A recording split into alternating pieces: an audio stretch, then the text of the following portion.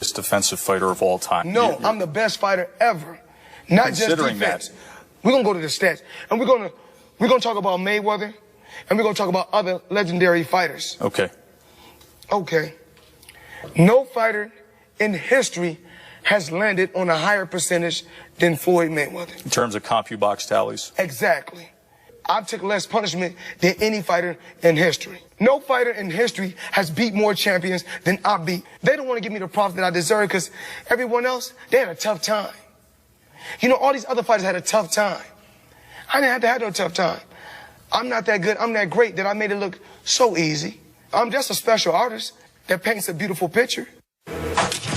See the passion in his eyes. That was Floyd Mayweather sitting down with our Joe Tessitore, always on the defense, both literally and figuratively, Skip. Were you surprised by those comments and that passion there? Stephen A. Smith, I wasn't surprised. It did strike me that these comments from your man Floyd Mayweather Jr. were extremely revealing, because here he is at this age and station in life and in his career, and he still feels compelled to try to convince us just how great he really is, because, in my opinion, Floyd isn't convinced how great he really is. So here's this man. He's 38 years of age. He's fought professionally for 20 years. 48 men have tried, as you always remind me, and 48 have failed. And here, number 49 comes on Saturday night, and Floyd continues to insist this is the end. This is it for him. Yet he's still trying to say that, we didn't hear the rest of this part of the soundbite, but he's saying, well, this fighter does this well, and this fighter does that well, but I do everything great. He even went so far in remarks to you, Stephen A., recently in Las Vegas, did Floyd, to disparage the great Muhammad Ali. I should say the greatest Muhammad Ali, to discount his rope-a-doping of George Foreman. All in the vein of trying to say, look, I'm even better than Ali was. But in the end, did Muhammad Ali have to tell us why he was the greatest? No, he just knew he was the greatest, and we knew he was the greatest, so he didn't have to keep beating us over the head with that. So here's a Floyd who knows full well his greatness is flawed. I always say he's the greatest defensive fighter. I don't know how you could argue that. Joe Tessitore said that in his opening statement that we heard there on the tape. And Floyd jumped all over it and said, no, I'm the greatest fighter, not just the greatest defensive fighter. But clearly, Floyd doesn't have great punching power. I bring it up all the time on the show because it's so painfully obvious to me, and I think painfully obvious to those 48 who tried and failed, that if we want to go pure knockout, I'm talking about knocking a man out cold, the way Marquez knocked out my man Manny, not technical knockouts, not the sucker punch knockout of Victor Ortiz. If we want to go back to Floyd's last knockout, unqualified knockout, I have to go to May 22nd, 1999. 1999. Somebody named Justin Juuko, J-U-U-K-O, Justin Juuko, that's his last pure knockout victim by Floyd Mayweather Jr. So he has to keep trying to convince us he's the greatest ever when all he's ever done is be the greatest defensive fighter. And it's hard for me to watch him because he runs too much and he doesn't inflict enough offensive damage on all those 48 opponents of his. So I get it that he lands a lot of punches, but he doesn't take his pound of flesh very often. They don't have that much impact. So I think deep down, Floyd's insecure about it. All the way to age 38, to his final fight, he's trying to go over the top to convince us he's the greatest ever, when we all know he's not. Sorry, Floyd. Well, let's be clear about something here. We all know we can't trust you to be objective about Floyd Money Mayweather because you think he's Chicken Mayweather and you've been disrespecting him for years despite his unblemished excellence in the ring. Having said all of that, let's be very, very clear about something. When you use the word insecure, it is clear you don't know Floyd Money Mayweather, because the last thing he is, the last thing he is insecure. As he breaks this down, let's make sure we understand what's coming along here. First of all, he did beat Ricky Hatton. That was a TKO as opposed to a KO. I understand that. When he was moving up in weight, you got to remember, he started at the lightweight. When he was fighting Diego Corrales was a knockout artist. Floyd steps in the ring with him, knocks him down 6 or 7 different times. Had the boy crying in the ring. God rest his soul, because he ultimately passed away in the car. I understand that. A lot of it was a long time ago. But he beat an Oscar De La Hoya. He beat a Sugar Shane Mosley. He beat a Canelo Alvarez. He was young. He beat a Miguel Cotto. He beat a whole bunch of guys. What I'm saying to you is this. Do I believe he's the best in the world ever, rather? No, I do not. He and I have debated about this for years. He and I go back and forth, and it was nice to see him talking to Joe the way that he talks to Joe, because that's how he argues with me about it practically every time we see one another. He firmly believes he's the best because he believes we all don't know boxing. And compared to him, Skip, he's allowed to make that argument, because when you're considered one of the best ever, and I don't think there's any question that he's one of the best ever, then you have a right to question other people's intelligence about the sport you have mastered as a pugilist. So I'm not offended by that. But here's where it comes from. Floyd's belief is that the rest of us are caught up in the guts and glory, the Arturo Gaddis versus the Mickey Wards of the world, you know, the Rocky Balboa fictional character and stuff like that. Floyd believes we're caught up in that. When Floyd brings up Muhammad Ali, he brings up the rope-a-dope. He doesn't bring up the way Ali annihilated so many other opponents prior to Foreman and the Rumble in the Jungle, or even prior to Frazier.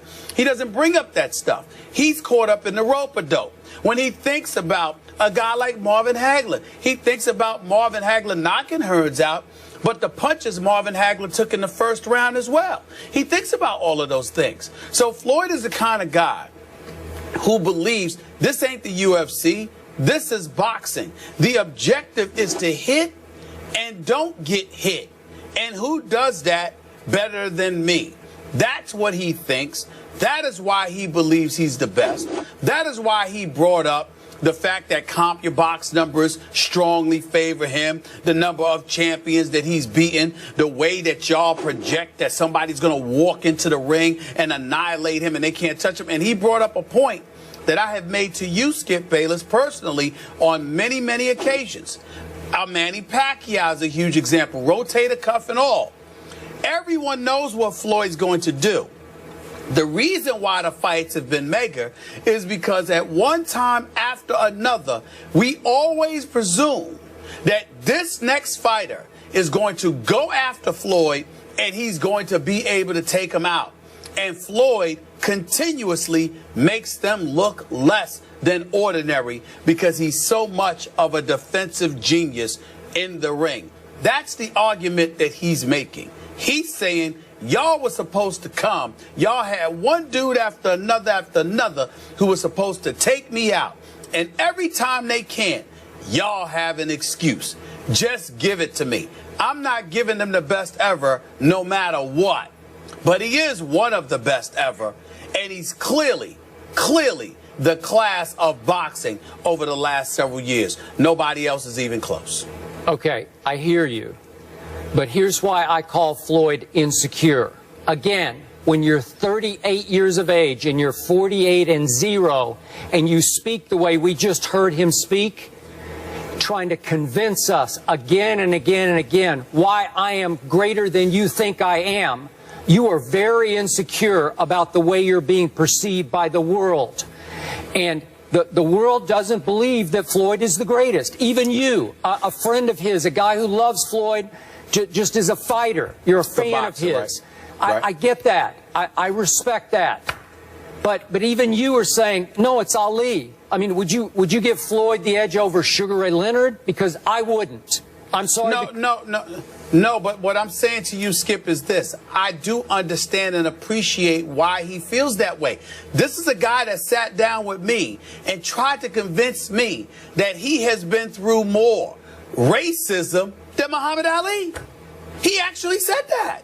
He believes this, Skip. And so what happens is that when you have somebody, of course I disagree with that. Of course that doesn't make any damn sense to me. But the flip side to it is that as somebody who has been fighting since he was 2 years old, that has put himself through what he has put himself through to be the greatest ever in his mind, and one of the greatest ever unquestionably, when you go through all of that, you are going to be a bit sensitive to people that try to deny you what you believe you have firmly earned. That's not insecurity. That's you believing, yo, I earned this. I'm not going to let you take this away from me. And I'm telling you, most of us could appreciate that. Most of us can. Mm-hmm. Okay. I mean, everybody, meaning anybody. Okay, final quick point, and I'm going to make a positive point about Floyd here. In a separate interview yesterday, he actually said something positive about my guy Manny Pacquiao. Who knew? He called Manny a, quote, hell of a fighter. I think maybe he did that to set up a potential Pacquiao-Mayweather 2. I like it. Yeah, I do too. If